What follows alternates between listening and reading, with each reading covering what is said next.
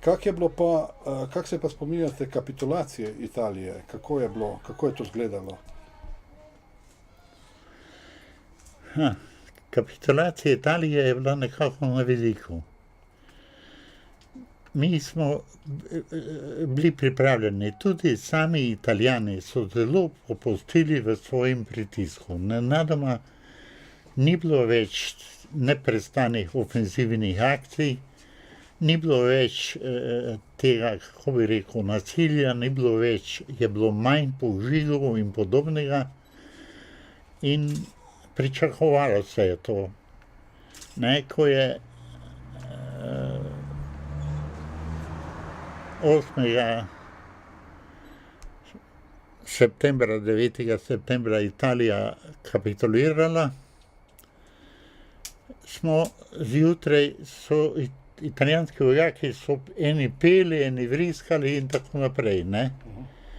In vse, kar nas je bilo organiziranih v osvobodilni fronti, smo dobili nalog, da se takoj pojavimo in da razorožujemo te Italijane, ne.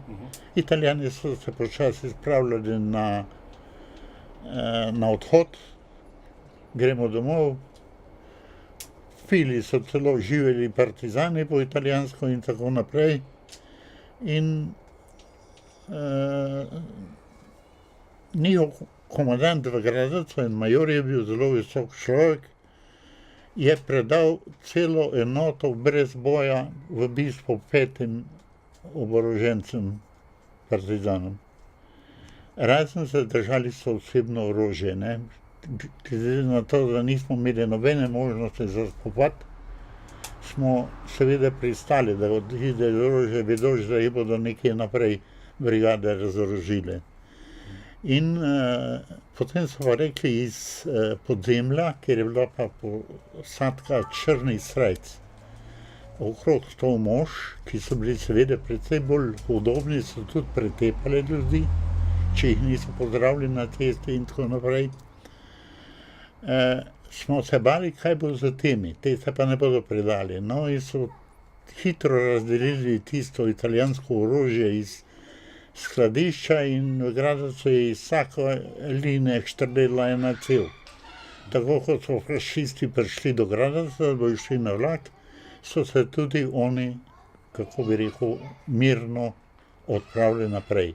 Oddali nekaj orožja, kar so nosili odveč in šli naprej. Tako da v bistvu spopadov ni bilo. Edini, kako bi rekel, obračun je bil kar na železniški postaji, je pokojni Janko Škvarča ustrelil enega pripadnika MVC, doma iz Križevske vasi.